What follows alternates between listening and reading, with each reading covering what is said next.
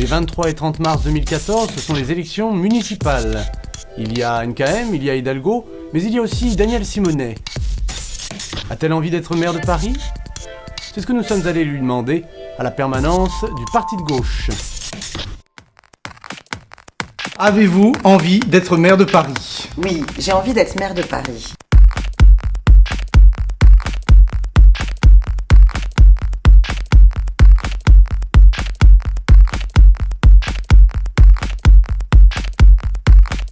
La première démarche, c'est de faire de Paris une capitale de la résistance à l'austérité, c'est-à-dire de dire et d'encourager les Parisiennes et les Parisiens à s'impliquer pour exiger de ce gouvernement un changement d'orientation politique vis-à-vis des collectivités pour sortir de l'austérité. Car la précarité des étudiants et dans leur accès au logement, c'est un vrai problème sur cette capitale. Quand on veut avoir accès à un 50 mètres carrés, vous n'en trouvez pas à Paris à moins d'un SMIC.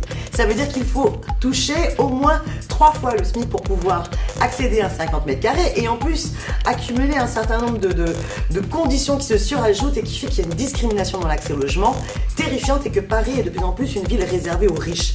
Et donc, un des axes premiers de notre campagne, une des mesures fortes que l'on veut porter, c'est de lutter contre la spéculation immobilière, donc baisser les prix des loyers dans le privé, mais aussi demander à baisser les prix des loyers dans le parc social et faire en sorte qu'il y ait une politique du logement social bien plus ambitieuse qui soit portée pour enrayer l'exode social. On trouve que ce n'est pas cohérent, c'est une aberration.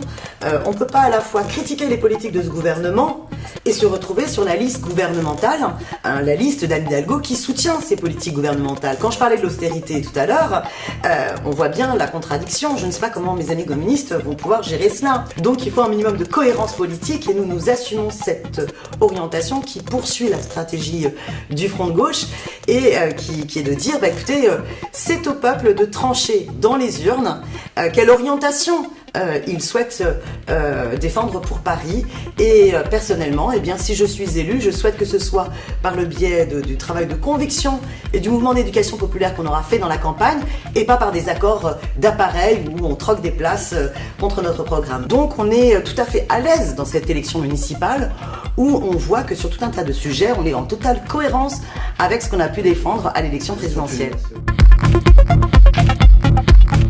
L'employeur prend en charge la moitié. Quand vous êtes étudiant, vous êtes un jeune travailleur en formation. Or, vous n'avez pas d'employeur qui prend en charge la moitié de ces transports.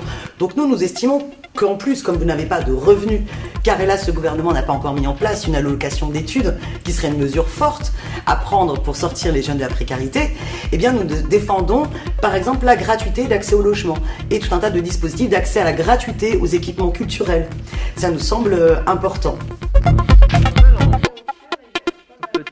Écoutez, moi j'ai été très étonnée par un festival de slam, parce que je ne connaissais pas ça du tout. Eh bien, bon courage à vous. Et bonne chance dans cette campagne. Merci. Merci beaucoup. Merci.